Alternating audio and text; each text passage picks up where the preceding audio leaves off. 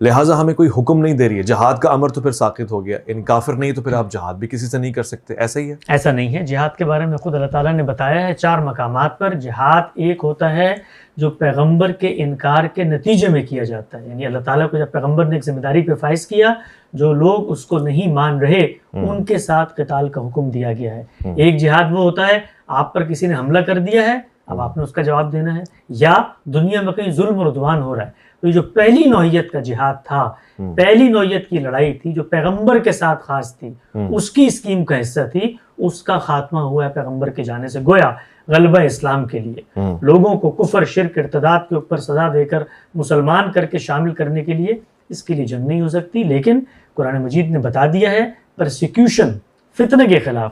اور وہ فتنہ کے خلاف دلچسپ بات بتا دوں، صرف مسلمانوں پہ اگر ظلم ہو نہیں، کسی پر بھی ظلم ہو، کلیسا ڈھائے جائیں اور مندر ڈھائے جائیں، اور اگر آپ کے پاس ہمت ہے اور آپ اسلامی ریاست میں رہتے ہیں تو پھر آپ کی ذمہ داری ہے کہ آگے بڑھیں۔ اگر ہمت رکھتے ہیں تو پھر جہاد کریں، تو جہاد قیامت تک ہوگا، لیکن ظلم کے خلاف، عدوان کے خلاف۔ کس کے مقابل ہوگا؟ کافر تو کوئی ہوگا نہیں اس وقت۔ ظلم کے خلاف، عدوان کے خلاف۔ ظلم اور عدوان، یعنی بین المسلمین بھی جہاد ہو سکتا ہے۔ ظلم اور عدوان اگر مسلمان کرتے ہیں تو ان کے خلاف بھی جنگ ہوگی، ظلم اور عدوان اگر کافر کرتے ہیں تو ان کے خلاف بھی جنگ ہوگی۔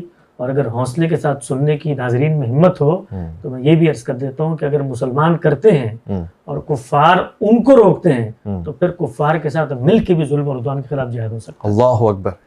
یعنی برصغیر پاک و ہند میں ایک پڑوسی ملک ہے بھارت میں، وہ پاکستان کے خلاف اگر آنے جنگ کر دے تو اس کے لوگ جو بھارت کا ساتھ دے رہے ہیں وہ جہاد کر رہے ہیں پاکستان کے خلاف۔ اگر پاکستان میں ظلم اور عدوان ہو رہا ہے اور وہ دینی لحاظ سے سمجھتے ہیں کہ پاکستان میں پرسیکیوشن ہے اور یہ بات محکم ہو جاتی ہے، آسان مثال میں کر دیتا ہوں، آپ نے تو مسلمانوں کی مثال دے دی۔ افغانستان کے اندر ظلم ہوا، افغانستان سے کچھ لوگ اٹھے، انہوں نے عالمی سطح پر طاقت کر کے لوگوں کا ناحق قتل کیا۔ اب عالمی طاقتیں آتی ہیں اس ظلم کو روکنے کے لیے، اور میں مسلمان ہوں اور میرے پاس بھی طاقت ہے اور میں سمجھتا ہوں کہ ظلم ہوا ہے، مجھے چاہیے کہ پھر میں ان کے ساتھ مل کے ان کے خلاف جہاد کروں۔ اللہ اکبر۔ یعنی آپ اس کو جہاد کنسیڈر کریں گے؟ بالکل۔